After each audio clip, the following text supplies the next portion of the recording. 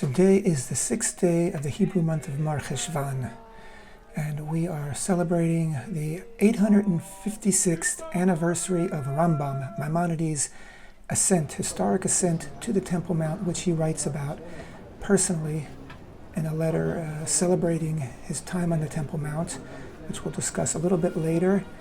As you see, we are all ascending with song. Of course, once we get on the Temple Mount, we can no longer sing. Here we are entering. I am speaking now as I'm watching the video that I took, because when I'm on the Temple Mount, I don't like to be talking to myself or talking. I like to be listening and hearing.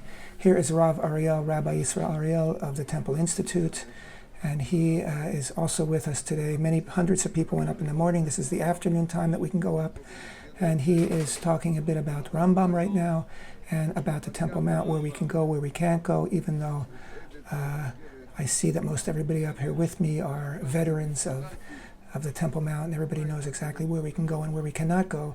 And again, where we can go and where we cannot go and how we conduct ourselves is all described by Rambam, by Maimonides himself, in his magnum opus Mishnah Torah, in the section in that called Hilchot Beit HaBechira, laws of the chosen house being the Beit HaMikdash, the Holy Temple. And chapter 7 of that particular book, he gives in detail all the rules and regulations about how to go up to the Temple Mount, even when the Holy Temple is not there, even after the destruction and before its rebuilding. It is a commandment, a positive commandment, to go to the Temple Mount and to be present there. It's called Mora Mikdash, which best translates as showing reverence to Hashem in the place of his holy temple. And again, Rambam describes this in his Mishnah Torah in great detail, why it's a commandment to go up and how to conduct yourself when you do go up. And he himself, as we're going to be talking about as we make our way around the Temple Mount today, he himself went up in the year 1165. In the year 1165, he set sail from Morocco, where he was living after his family had to flee from Spain, where he was born, because Islamic rule at that time became very antagonistic toward Jews. They, in fact, were compelling Jews either to convert or die or leave. And so, of course, Rambam's family chose to leave. So here he has set sail from Morocco. I'm just going to interrupt myself for a moment. You see, right now we entered in the southwestern corner of the Temple Mount through the Maghrabi Gate, also known today as the Hallel Gate, after Hallel Ariel, no relation to Yisrael Ariel, who was murdered by a terrorist a number of years ago, and her parents took it upon themselves to dedicate their lives in her memory toward encouraging people and leading people onto the Temple Mountain. We have renamed that gate the Hallel Gate.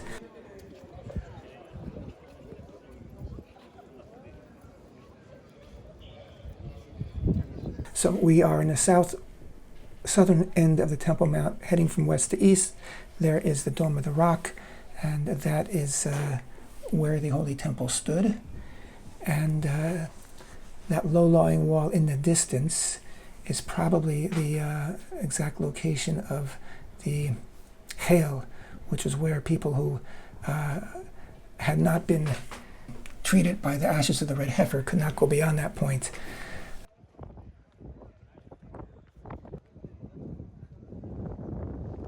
Again, so to our left right now is the place of the Holy Temple. To our right, we just saw the building a moment ago. You see it again right here. That is the Al-Aqsa Mosque. It's way on the southern end of the Temple Mount, and we are passing by it. You'll see there's Muslim people and there's Jews here. No problem, right? There's only problem when politicians and terrorists decide to stir things up. You see that low rock at the bottom. Many people feel that is remains of the Chayil, the actual built low wall that stood in the time of the temple. There's some pillars there on their side.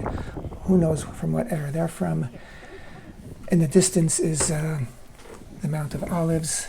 I've just turned around again. Anyway, Rambam set sail from Morocco in the year 1165, arrived in Akko after a storm at sea. In fact, he writes about this storm at sea, and this is what he says. On the night of the first week, the 14th day of the month of Iyar, which was May 5th, 1165, I set off to sea. On Shabbat, in the 10th of the month of Iyar, in the year 4925, the Hebrew year, since the time of creation, we were confronted with great waves which nearly drowned us all. As a violent storm arose at sea, I took upon myself a vow that each year I would fast, a complete public fast, to commemorate these 2 perilous days of the storm, as would all the members of my household. I am instructing my children to do so likewise until the end of time, and to give charity according to their ability. He survived that storm, of course, and landed in Akko, a northern seaport in Israel. And from there, he met a rabbi by the name of Yafet. And later on, they would travel down to Jerusalem, where he would go up to the Temple Mount and pray there. So he landed in Akko on the 3rd of Sivan, May 23rd, 1165. And again, this is what he writes. I left the ship in peace at the port of Akko, having been delivered from destruction and arrived in the land of Israel. I made a vow that this would henceforth be a day of joy and happiness, in which I would enjoy a festive meal and give charitable gifts to the poor, as would my household until the end of time.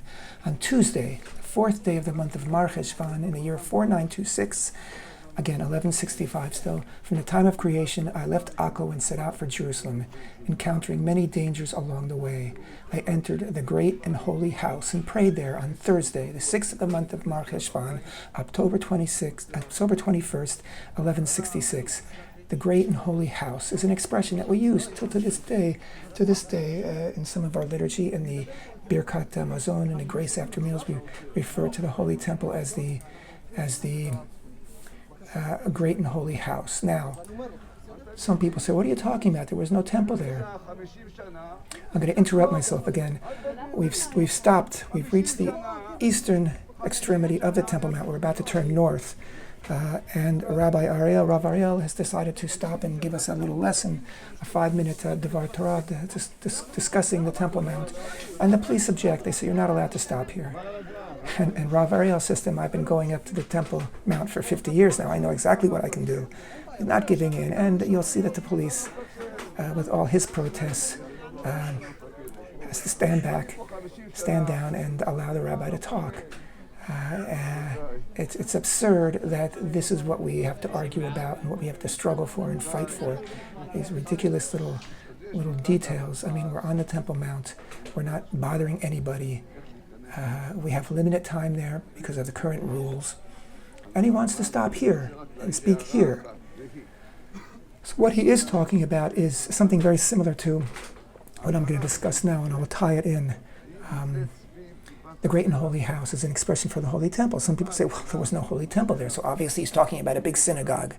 Well, there were no synagogues, big or otherwise, except for little holes in the wall in Jerusalem at the time. It was Crusader time. The Jerusalem population of Jews was very small at that time, in very, very difficult conditions, very hostile conditions. In fact, Rambam himself was risking his life by traveling through Israel at this time. So clearly he did not think there was a holy temple there at the time, and clearly he would not have prayed inside the holy temple, because the only people who ever entered the holy temple when it existed. I'm just speeding up the video here a bit so we can move along. We're about 45 minutes in the Temple Mount. We're not going to take that much time in this video. The only people who ever could go into the Holy Temple were the Kohanim, the temple priests, when they were purified with the ashes of the red heifer. So of course he wasn't stating that he was praying in the Holy Temple, but it was an expression, the great and holy house for the Temple Mount. And as Rav Ariel was explaining a moment ago to people, the Red Baz, who was a later rabbi, four centuries later, in answers to questions that people were asking, where can we go in the Temple Mount? Where is it halachically permissible? He answered them in detail, because he knew the topography of the Temple Mount, which has not changed in terms of the physical architectural structures on the Mount. It hasn't changed in those 500 years. It hasn't changed since the time of Rambam, which is 800 years ago. So it's the same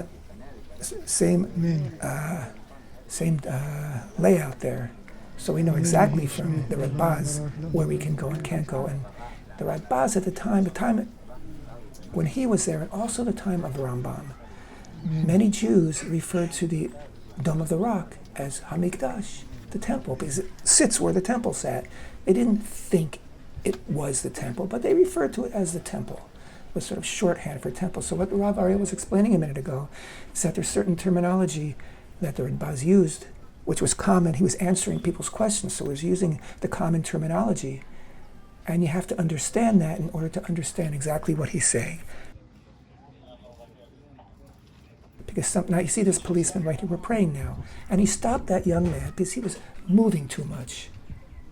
It's insane. It's absolutely insane. You see that man bowed there. It's part of the prayer service. We are all now praying Mincha, which is the Amidah prayer for Mincha, in which we stand and pray silently.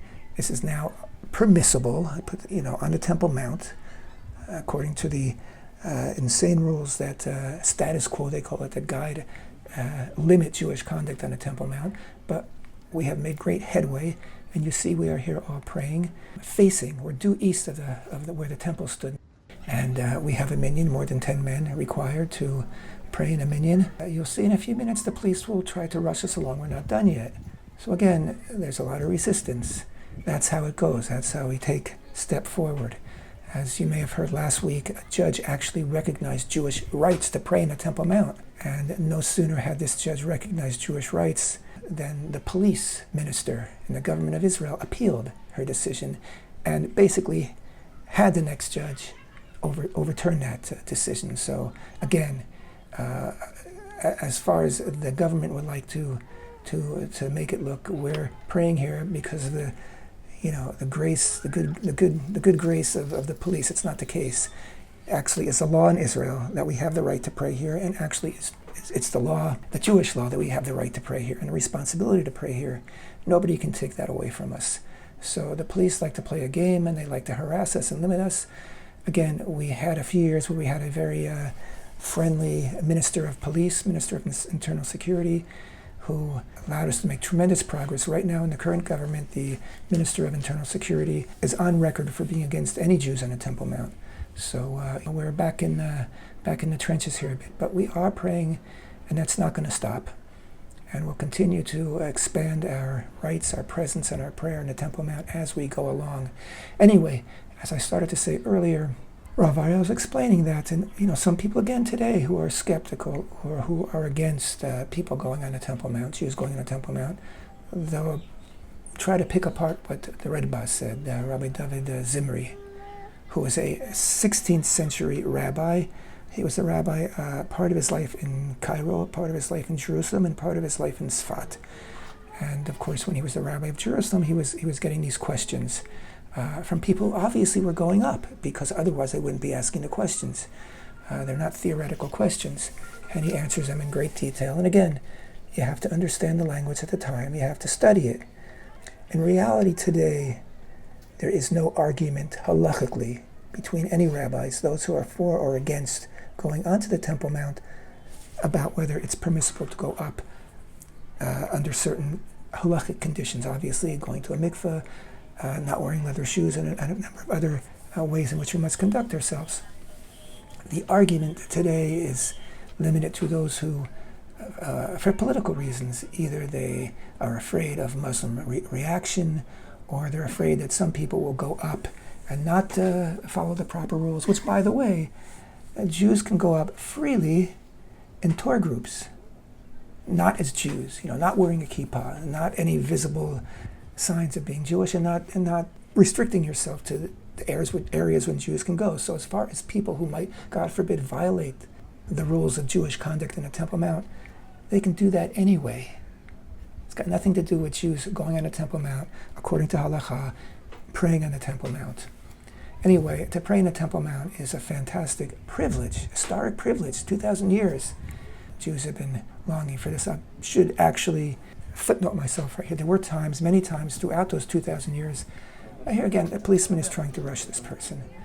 Happens to be a religious policeman. I see, you can see that he has a kippah on. But, he's doing his job, right? There are many times throughout the 2,000 years where Jews were permitted to go up into the Temple Mount, and they would. We know that Rabbi Akiva and his colleagues were on the Temple Mount. It doesn't get better than that. Of course, Rambam. So Rambam was up on the Temple Mount and prayed there.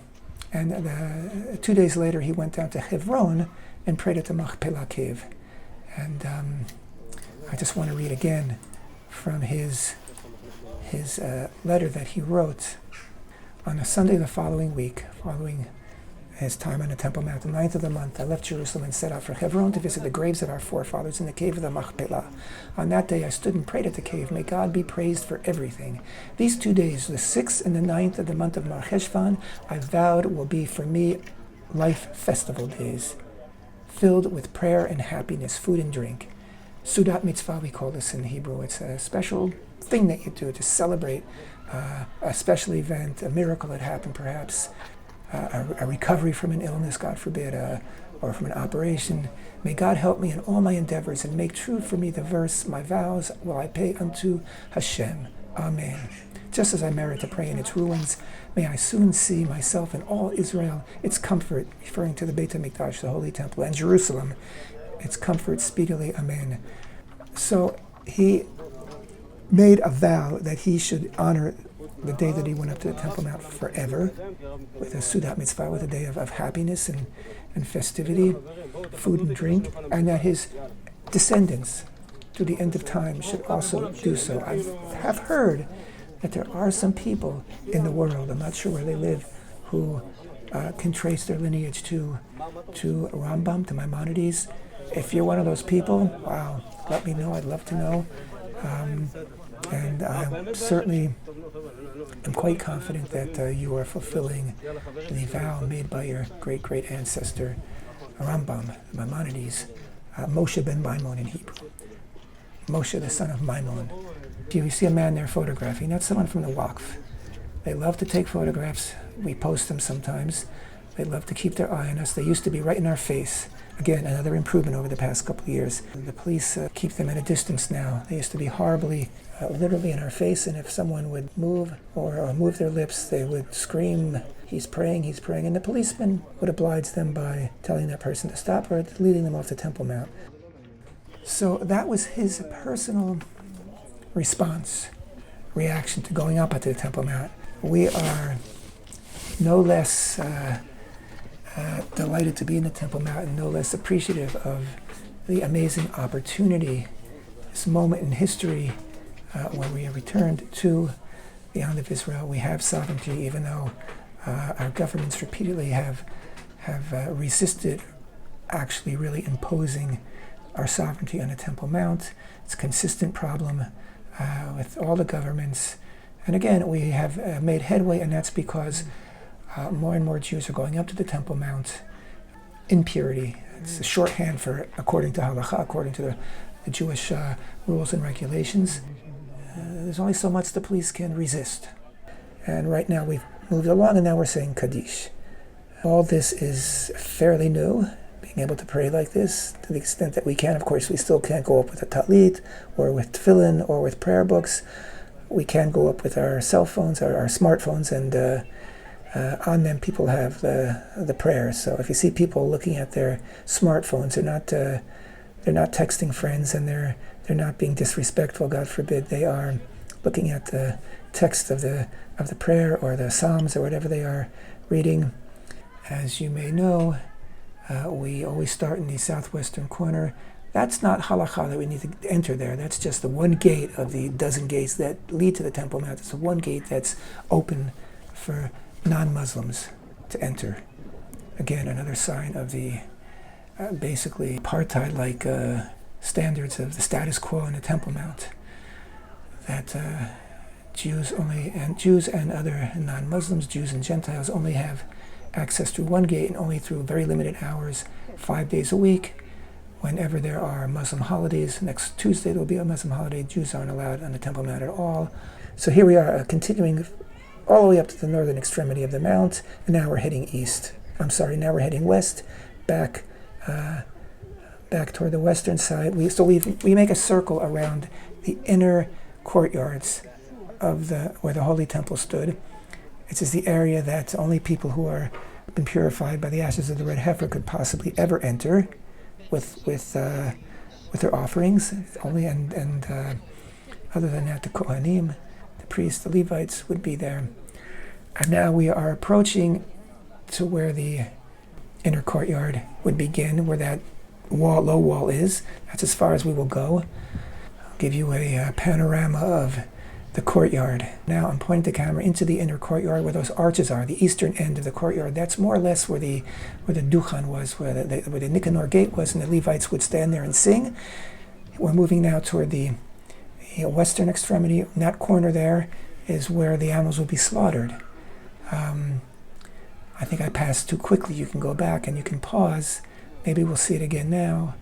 There is a gray cupola, a gray dome, that's between the golden dome and those arches where the Levites stood. Where that gray dome stands is adjacent really to where the altar stood. So from east to west, you see the Nicanor gate, which was a separation between the women's court, which is in the far east, which is when we were standing and praying before, and the police were trying to rush us along.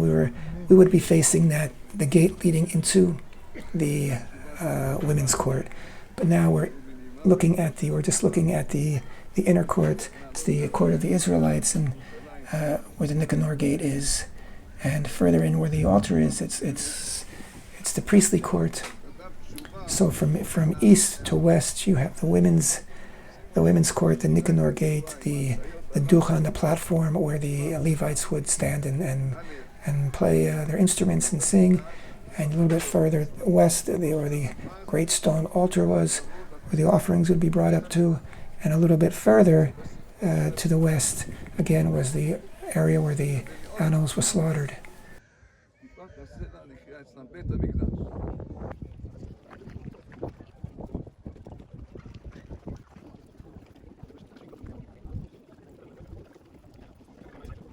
I'm facing the camera toward the northern end of the Temple Mount. This is where the Antonio fortress would have stood.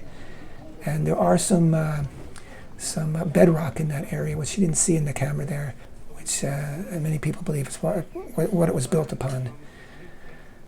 The Antonio fortress does not stand today. Now we have rounded the corner and we're on the western side of the Temple Mount. We're heading south. We're still far north of where the Kotel, the Western Wall Plaza is. Everybody who prays at the Western Wall is praying in an area that is not even directly facing where the temple stood, but south of there.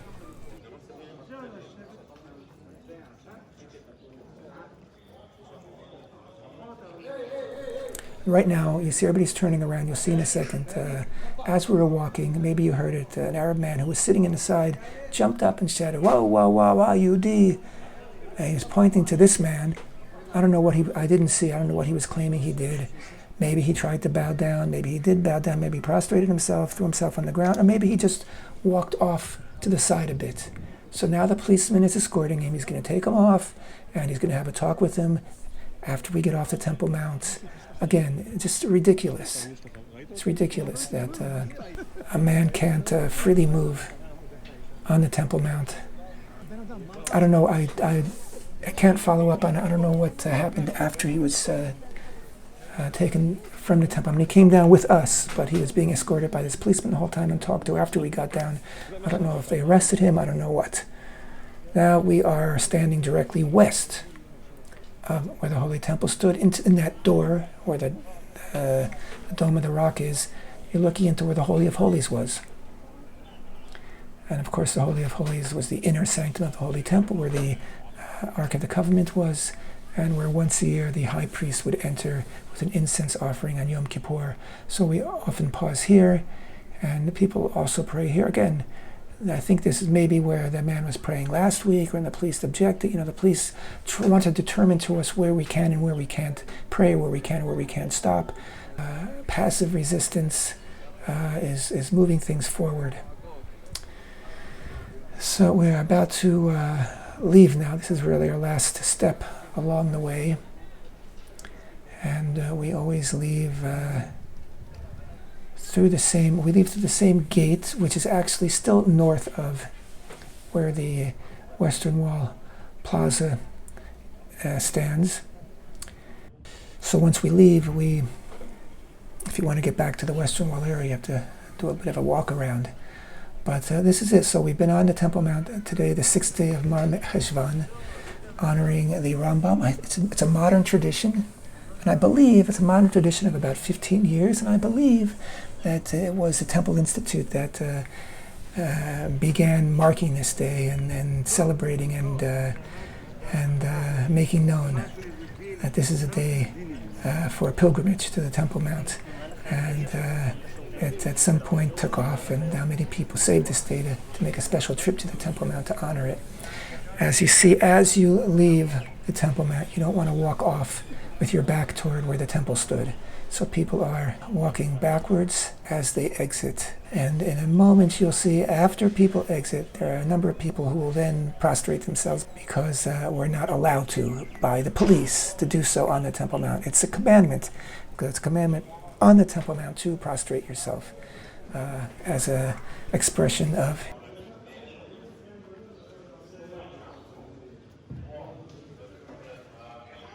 here. Rav Ariel is prostrating himself right now, and you'll see someone else in a moment.